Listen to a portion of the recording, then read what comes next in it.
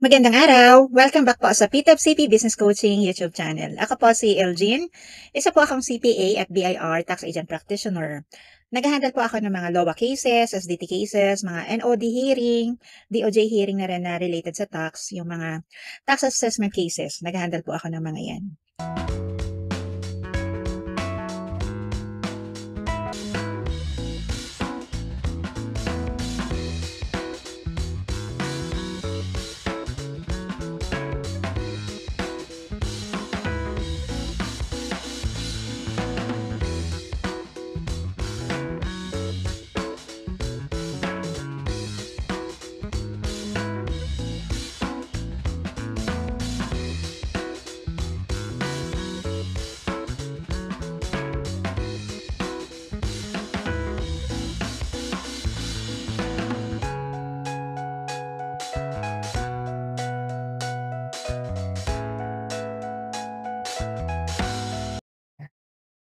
Good day! Balik tayo sa ating lecture. Again, I am Elgin. Ang ating lecture ay tungkol sa yung data entry. Naglabas na ng updated version.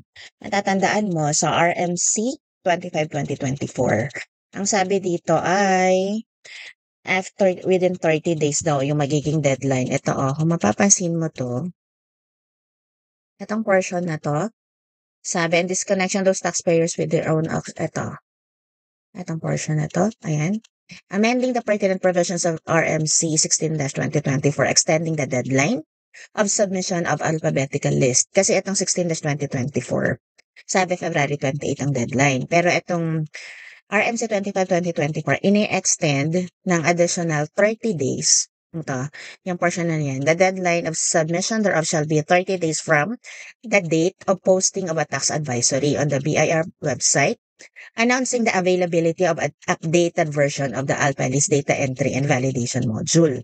Now, tingnan mo yung date dito, February 18 na. So, today is Sunday, no? Yung tax advisory, ito yan, lumabas. Ito nang makikita mo dito. Ito ay, lalaki natin.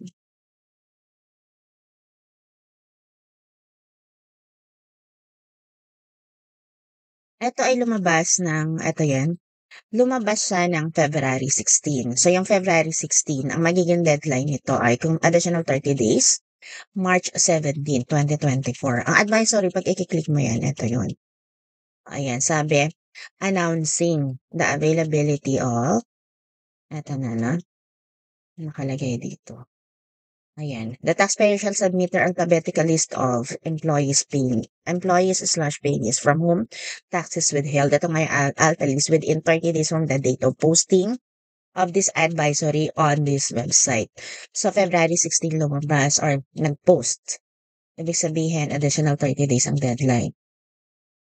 Paano mo ngayon siya i-download? Pupunta ka dito ngayon sa downloadables. Yan.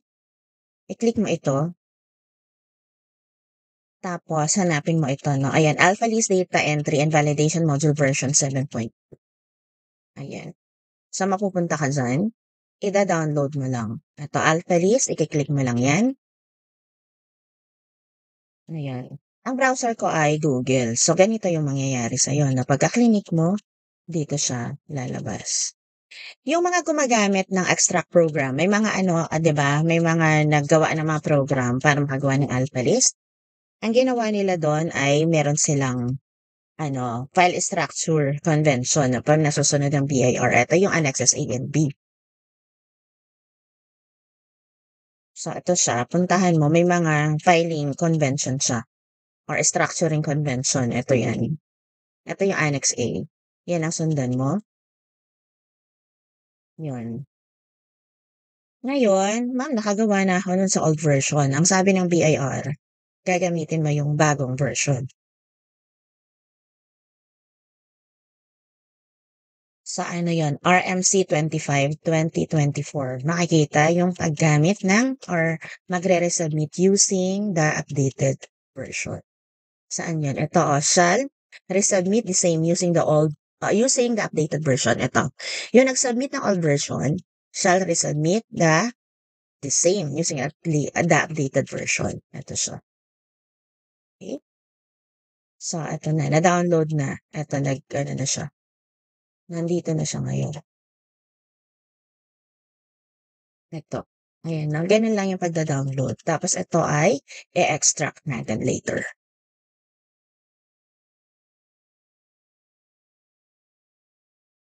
Alright.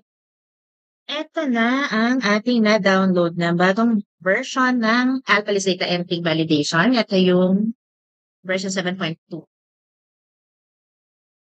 Ngayon, pagka-download mo niyan, syempre, extract mo. May mga devices or computer gadget na available na yung pagkaka-extract. Bago po kayo mag-extract, ako suggest ko gumawa kayo ng bagong folder. Lalagyan nyo lang ng data entry pero bahala kayo kung ano gusto yung ilagay. Name. I-cut nyo yung na-download ninyo at ipasok nyo doon sa ginawa ninyong folder. Paste. Ito.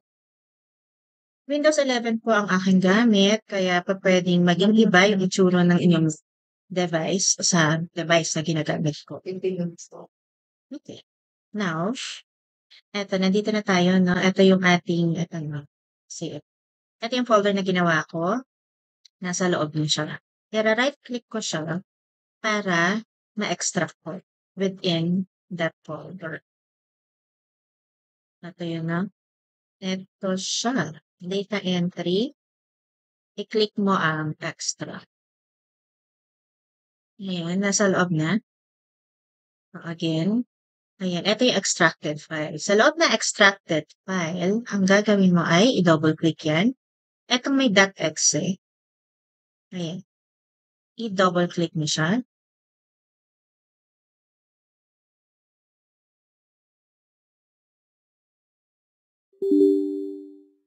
And then, i-yes mo lang, no? Kung ganito yung itsura ng inyong device na may magtatanong kung do you want to allow this app from an unknown publisher to make changes to your device? Mag-yes lang. Okay. Saan mo siya gustong ilagay? Itong BIR Alpha 72.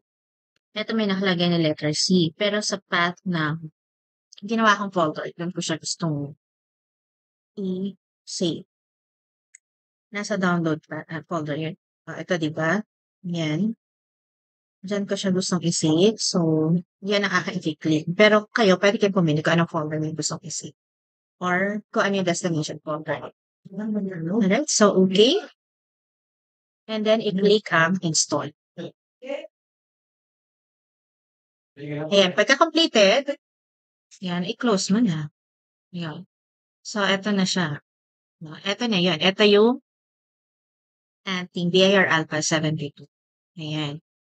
Ang daming files sa loob. Ang mangyayari ngayon ay i-click mo ito, yung nakikita niyong fax dyan, yung may alphalistdataentry.exe.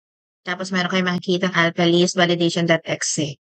Yung dalawang file yung importante. Gamitin ninyo, no? Kapag gagawa ka na ng mga alphalist, ito yung i-click mo. alphalistdataentry.exe, i-double click mo. Then, mag-create ka ng sarili mong username. Huwag mo nang pahirapan yung sarili mo. Username and password ang suggestion ko, yung kayang-kaya nyong intindihin or i-memorize. Kasi I'm sure naman, pwede yung pwedeng ipagawa nyo naman sa iba. Kaya yung madaling, na lang, password and username ang gamitin. Okay, for the sake of the demo, gagamitin ko lang na username ay test, pati password testing. Then, i-click ang okay. Anong gagawin mo ngayon? May lumitaw, sabi ng BIR system message. You must enter first your company, taxpayer information or info to access the first menu. You must enter your TIN information accurately. Do you want to do it now? Yes. Ayan. Ito na yung withholding agent information. Ayan.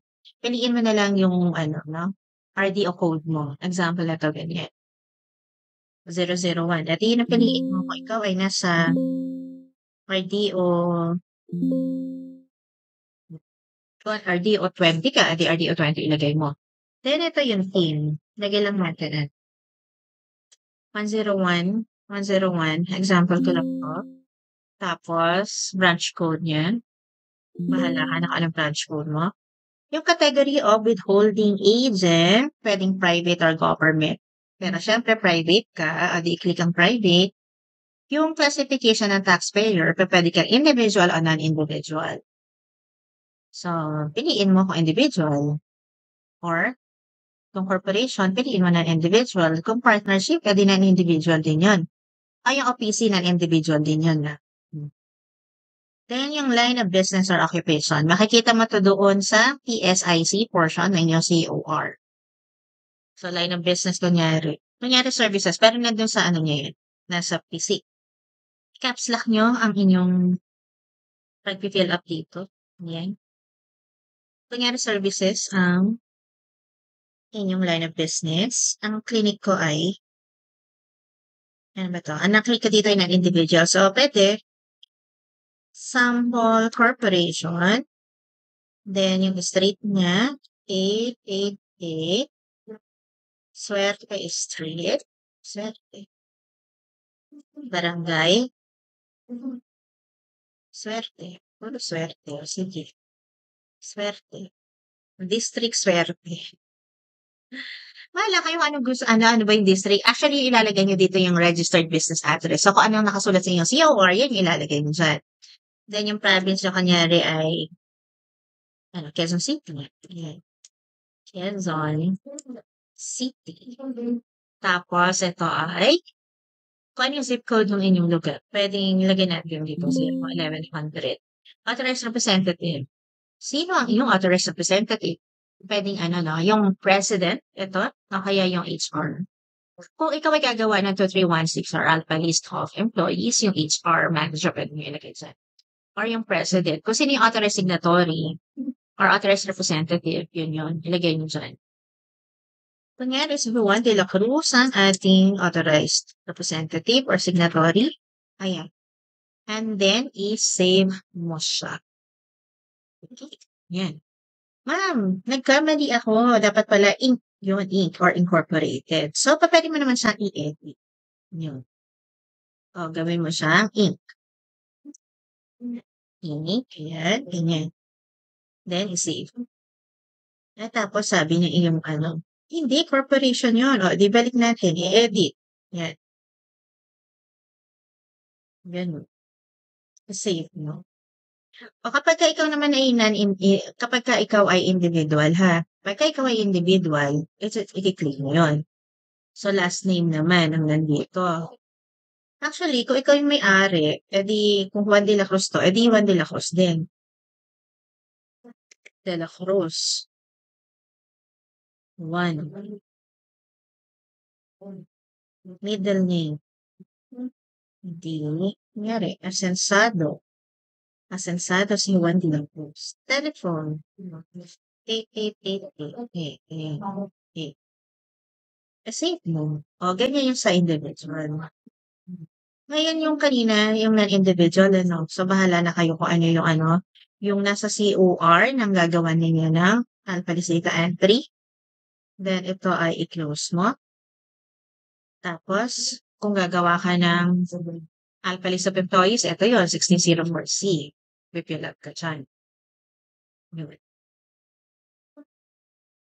Kung gagawa ka ng alpha list of days, ito yun, 1604E. Dito yan, ipifill up mo to, na? May iba't ibang video ako kung paano pinifill upan itong mga ito. Pero for now, ito lang tayo, no? Yung topic lang natin sa vlog na ito ay, how to download the alpha list data version entry na version 7.2. So, ito, pagka mag-fill up ka ng pop, ayan yan. Yeah. Salty, ito naman. No? Yan, ganyan. Alright. Okay. Bye. Exit. Ito lang, i-click next.